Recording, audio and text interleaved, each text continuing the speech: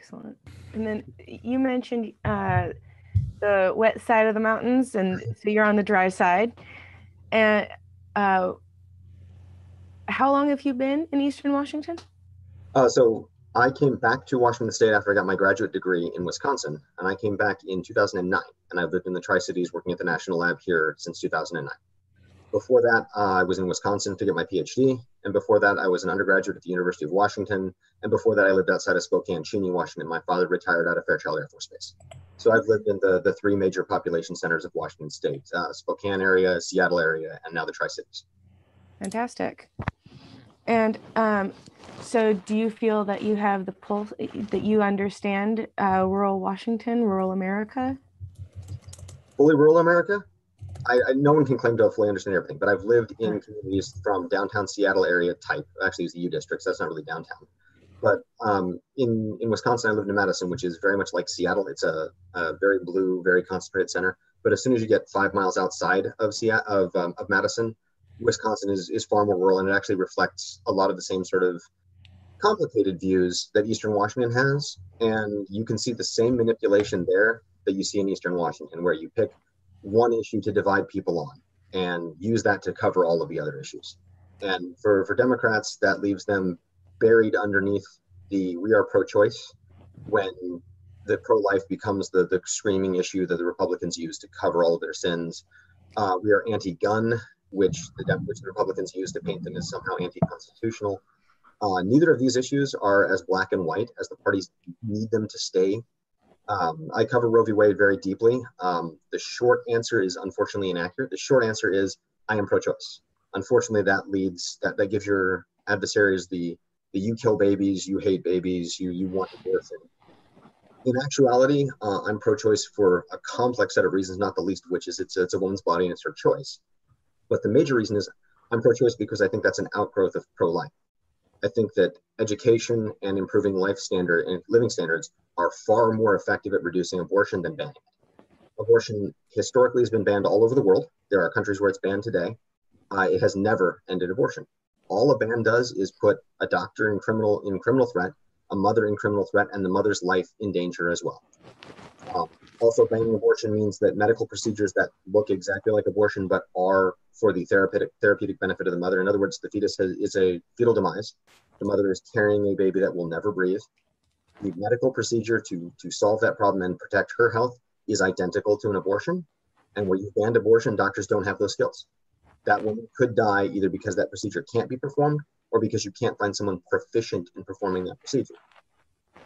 So when you look back to the Roe v. Wade decision, the 7 justices that sided with it, in their writings, in their comments outside of and in the decision, they made very clear that they didn't like even having to have this decision. They didn't even like having to have this discussion. They would rather live in a better world.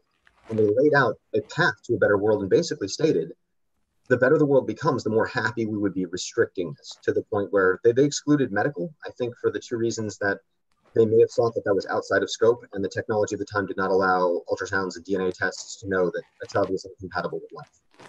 But the verdict is, if you call yourself pro-life and you vote against the Child Health and Insurance Program, CHIP, you're not pro-life. If you call yourself pro-life and you vote against positions that would allow a single mother to securely take care of her child, to not worry about being ostracized or she and her child starving to death, you're not pro-life. You're pro-birth. So when you speak to a person who is the one issue voter, I'm a pro-life voter, if you can get them to listen, if you can engage with them long enough to understand, okay, I am actually pro-life, even though that includes choice, even though that includes protecting the health of a mother in medical circumstance.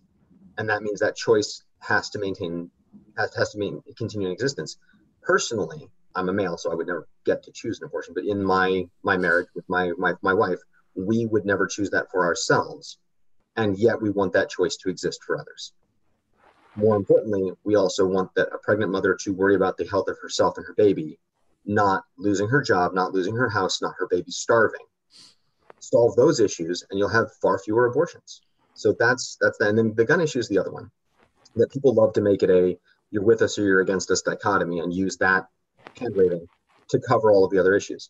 The fact of the matter is, we can regulate the First Amendment. We're all talking freely here, and yet there are tons of regulations on the First Amendment. We can regulate the Second Amendment without destroying it. The problem goes back to trust in government. people who have guns and see, yeah, okay, a registration could be reasonable, they can then immediately point to what the rest of the government is horribly dysfunctional, I don't trust them, or point to specific cases where members of government have outright said, yep, it's a stepping stone.